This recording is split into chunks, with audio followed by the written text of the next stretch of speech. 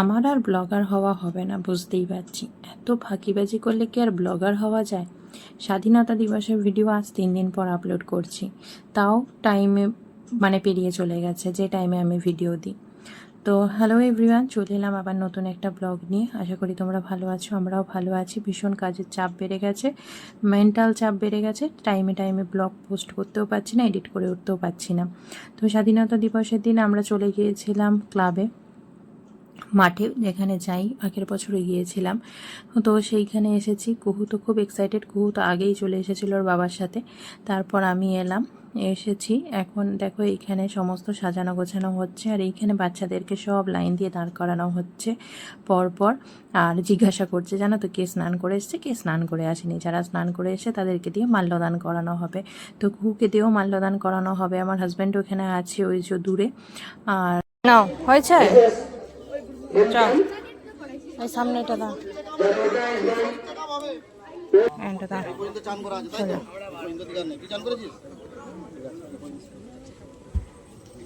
চলো বাবার কাছে, চলো এদিকে চলো।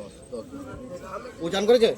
চলো তুই এদিকে, চলো যাও, চলো চলো ভেতরে ভেতরে যাও, এদিকে এদিকে যাও, যাও না, যাও।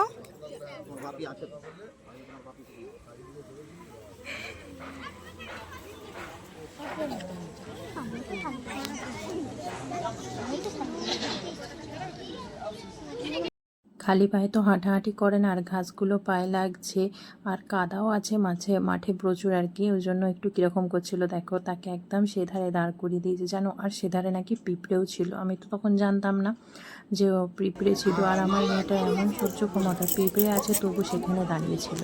তোর পাশে ওর আরেকটা দাদা দাঁড়িয়েছিল, সেও দাঁড়িয়েছিল, তাকেও পিঁপড়ে কামড়াচ্ছিল মনে। সেও দেখি নিজের পায়েতেও হাত বুলাচ্ছে, আর বোনের পায়েতেও হাত বুলাচ্ছে। তো তারপরে আমাকে পরে এসে ডাকতে বললো যে, মা জানো তো, ওখানে না পিঁপড়ে ছিল, আমার পিঁপড়ে কামড়াচ্ছিল। তো পিঁপড়ে কামড়াচ্ছিল, তুই তো চলে আসবি। ওই দেখো, কুহুকে স্টেজে তুলেছে। এখন ওরা মাল্যদান করবে, ভারত মাতাকে মাল্যদান করে শুরু হবে, অনুষ্ঠান শুরু হলো। তো বিভিন্ন বাচ্চাদেরকে দিয়ে সমস্ত ছবিগুলোতে মাল্যদান করা হবে। তো আমার মেয়ের প্রথম বছর এইভাবে স্বাধীনতা দিবস পালন করছে আজকে। তো খুব আনন্দ পেয়েছে, খুব এক্সাইটেডও ছিল, খুব মজা করেছে।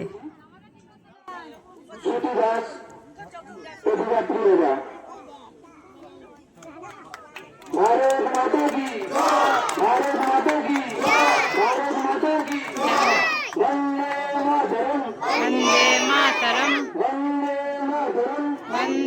मातरम, वंदे मातरम, वंदे मातरम, भारत माता की, भारत माता की, भारत माता की जय। তো এরপর আমার হাজব্যান্ড যাচ্ছে দুটো বাচ্চাকে নিয়ে ওইখানে আমাদের এই মাঠে আর কি বজরংবলীর মন্দির আছে।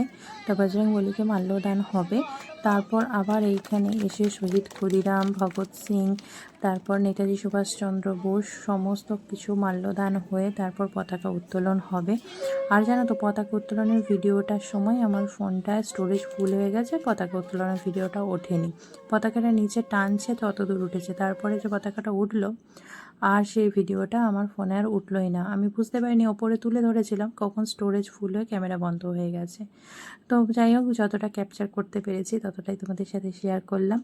তো এই সমস্ত কিছু পতাকা উত্তোলন হয়ে যাবার পর জাতীয় সঙ্গীত হবে, শহীদদের উদ্দেশ্যে নীরবতা পালন হবে। তারপর এখানে বাচ্চাদেরকে খাবার দেয়।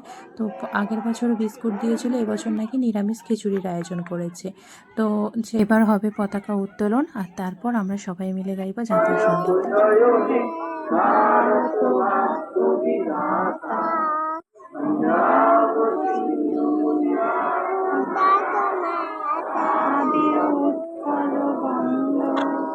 বিন্দু হিমাচল যমুনা গঙ্গা উৎকল জলরিত রঙ্গ, তব শুভ নামে জাগে সরস্বতী পাশে মাগে, গায়ে তব জয় গাথা, জনগণ মঙ্গল ধায়ক জয়, ভারত বাক্য বিধাতা।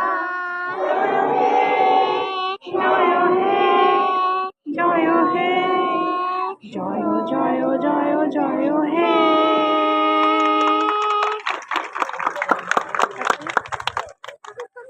এরপর আমরা বীর শহীদদের জন্য পালন করবো। হ্যাঁ মা।